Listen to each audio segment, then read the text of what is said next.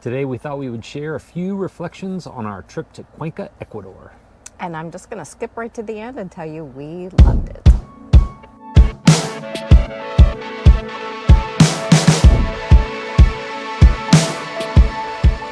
Hey everybody, I'm Sean. And I'm Deb. And we thought we would take just a few minutes to kind of think back through our trip to Cuenca, Ecuador and share maybe some of those things that didn't make it into our other videos. So we thought we'd just kind of give you some reflections.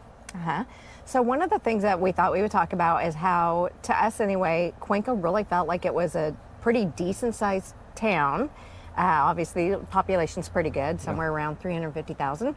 But it has that small town feel. Like there's no high-rise buildings. There's no what you would think of as like a bustling, modern city downtown. It was very quaint. The whole town just felt very quaint. There was, there's a couple of malls. We actually went to a mall and ate at a food court at one point. There's a great transportation system. Like it truly is like a city, but especially when you're down in the kind of older area, it really does feel like just a nice kind of solid small town. Lots of little restaurants, lots of little stores. So you kind of get the best of both worlds with it, I think. Mm-hmm. Yep. So the second one was along with that, it's like a combination of the modern and the classic. So there weren't any high-rise really, but there were a lot of like really modern buildings. And then you also have this whole the whole kind of central area that's this kind of little walled city, lots of like old classic, like access to Incan ruins, museums, things like that, but then also a lot of modern. Mm-hmm. So yes, Old Town Cuenca was just super charming. It was very fun just walking up and down the streets, and then yet you could go across the river, and like Sean said, we did visit a mall over there. It was just a regular mall with food court, regular stores. Interesting combination of the old world charm and the modern. You can kind of see it in the art as well. I mean, there's like they've got great access to history. One of them we'll talk about in a little bit, but as you walk around, there are murals everywhere. They encourage art, and it's a kind of a combination of some modern takes on historic themes, along with a lot of really good modern art. Mm-hmm. So one of the other things that we would like to talk about, and if you've done any research on traveling to Cuenca or Ecuador in general, you know that they use the US dollar.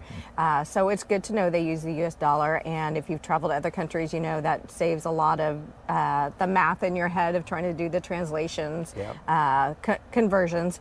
But one thing to note, which is very, very big thing there, is you need small dollars. Yeah. So even 20 sometimes can seem a little bit too big.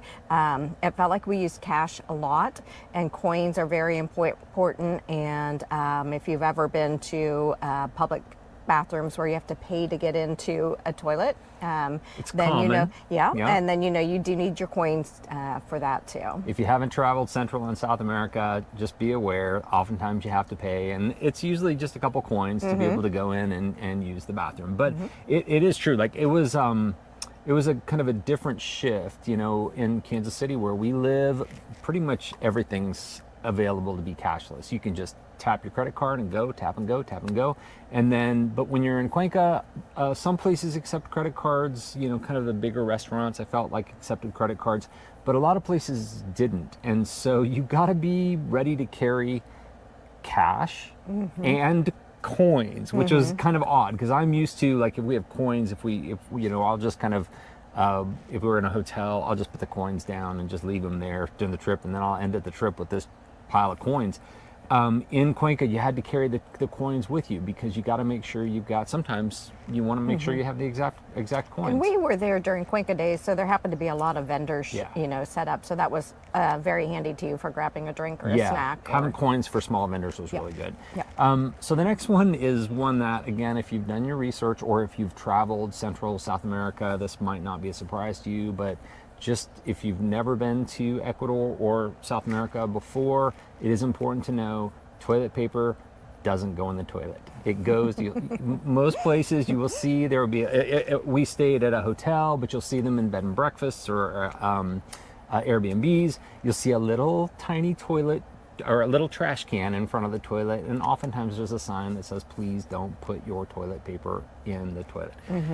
It's a bit of a shift. Just a thing. Americans are like, ooh, that's weird. So but their plumbing is a little bit older than ours.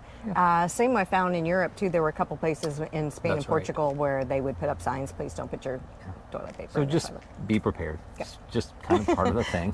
Oh, and then along with that, also be prepared for their version of toilet paper and also Kleenexes is not quite the standard that we're used to. Yeah. So if you're used to, the Charmin, quilted, Puffy, northern, puffy. triple ply. Yeah, you might have to search for that. I'm not even sure. I know that we went in a little convenience store and I just wanted Kleenex and I couldn't find anything other than. Well, they have the big boxes. So a lot of times that we Americans are used to travel size everything, and that kind of isn't really a thing necessarily in Latin America. But you might have to expect your toilet paper change your toilet paper expectations down there. Yeah. I got the flu when I was in Cuenca, and so I used a lot of Kleenex, and my nose was a bit on the raw side. So it is what it is. Just be prepared. So we did touch on this a little bit. The city does embrace historic and modern. There's museums everywhere. If you haven't seen our other video on Cuenca, check it out. We did a little bit of information on the museum there. The museum that's in the downtown, Old Town. Yeah. Yep. And then the modern art on the walls also is just amazing. You could spend a day just walking Cuenca walking around, and looking at all for the the murals, looking for the art. It's kind of fun. Like whenever you're walking somewhere, it's I don't know, it's just kind of part of the adventure of there was art that ranged from like musical art to, I remember one was just a big cat. So there's some really cool art there. We like pictures of cats, so It's fine. You in particular like pictures of cats. Yeah. Next. Don't skip the Panama Hat Museum. So just in case you didn't know, Panama hats weren't invented in Panama. They were invented in Ecuador. In Ecuador. And in Cuenca, there's a Panama Hat Museum that's really cool. You can kind of go, I mean, it sounds kind of weird that you're going to a hat museum, but it's really worth going to see. And the tip from us, don't miss the coffee shop in the back. Yes, the coffee shop is in the back and it's upstairs and has nice little views over the river. Beautiful, so that was very nice. Beautiful views. Tomebamba River, right?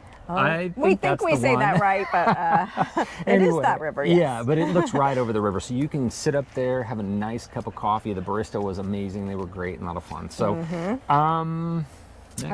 We'll talk a little bit about the different kinds of cuisines. Yeah. So, we love our coffee and desserts, and we certainly had our fair share of that while we were there. For sure. We found a really great chocolate shop, actually, which was... Chocolateria. Yes, that was amazing. Yeah. But there's also a lot of other varieties of food. So, anything you could want. And anywhere from, I think when I looked it up before we went, there was 6 KFCs. So if you're looking for that, or McDonald's, that's fine. I suggest you try other things. We don't eat at KFC all the time. It's weird, but this is just a little tip about Deb, is how modern of a place she wants to know how modern it is. What she does is she Google Maps and looks how many KFCs exist in that area. I generally look just to see how many fast food. Fast food. I mean, but then we also, at the same point, avoid the fast food when we're there. We really prefer to eat local, and honestly, you're supporting the locals when you eat local. Yeah. So it's just a really good idea to eat local. I get it. It tells you how commercialised an area is. It's just funny. It's comical to me. You'll hear her talk about it all the time. How many KFCs there are. But when we were talking about this, one of the points that I wanted to make sure we covered was, like, people ask, like, well, what do you eat when you go there? And obviously we love to try Ecuadorian food. Like, we fell in love with like the white cheese, so most of the cheese they have there is white, and we had an opportunity to try lots of different types of Ecuadorian food. But then, if you don't want to eat Ecuadorian food, There's lots of pizza places. Yeah, I mean, we had some really great hamburgers one night. Yeah, Deb had again, just from a little local shop, but they were very good. Yeah, there was places that had Mediterranean food. Cuenca is like a very cosmopolitan little city when it comes to food. So we had access. A couple of beer gardens there too. Access to all kinds of different food. So if you're worried about, am I going to find something that I like to eat? we actually ate at a pizza place. We tend every once in a while we'll just stop and get pizza because it's nice comfort food, and it was pretty good. So yeah. One of the other things I definitely wanted to talk about, because I've heard other folks on YouTube talking about Cuenca being dangerous, and actually someone commented about how they felt like it was dangerous, and that was just not our experience. Now, we were there during Cuenca days, so there was an elevated level of security. We did see that. And there has been a lot lately in the news about Ecuador, and we do understand that. Yeah. And we were there, it's been a couple years, Right. so and obviously it's a little bit different in some of the other places in Ecuador. So along the coast, I understand that there's a lot more problems. And we flew in and out of Guayaquil, and they've had their fair share of problems lately. Challenges, yeah. But at no time in Cuenca did we ever feel, we were walking at night in the dark getting pizza. We never felt unsafe at all. We left our hotel. Now we recommend you do your own safety checks. Yeah. Obviously be careful wherever you travel, but we never felt unsafe in Cuenca. No, we went out and got coffee or went and got cheesecake one night at a local bakery that we found that we loved, and we weren't walking down dark alleys, but we were walking around the regular streets. We were walking around regular streets, and not once. In fact, we made comments while we were there. We were talking about it, how it really wasn't something that we felt like we were ever in danger. Yeah. So speaking of walking around, also it is an extremely walkable city. Yeah. We just really enjoyed, there were crosswalks going back and forth over the river, so you could be on either side of the downtown area. The old town itself is very walkable. But that being said, you probably wouldn't want to walk around a lot, maybe in your flip-flops. It is an old town. Yeah. Cobblestone streets. They are not quite like we are here in the U.S. about, safety guidelines for sidewalks. So, you don't want to step in a pothole or something because there might be one. Yeah. And so then along with that too, obviously if you're wheelchair or even maybe walker, would be a little bit more difficult for sure. Especially in the downtown. The old town Cuenca had, tons of cobblestone streets, and the sidewalks are narrow. So just be aware of that. Yeah. When we got out of the old town and we were walking down towards the mall and toward the university and toward the there was like a playhouse or opera or a music hall there, like modern sidewalks. I will, to Deb's point though, here in the U.S., like people, they pay very close attention to when a person is walking in the crosswalk. Don't drive through the crosswalk. In Ecuador and a lot of Central South America, like you as the pedestrian need to make sure that you are on your game. That's a very good point.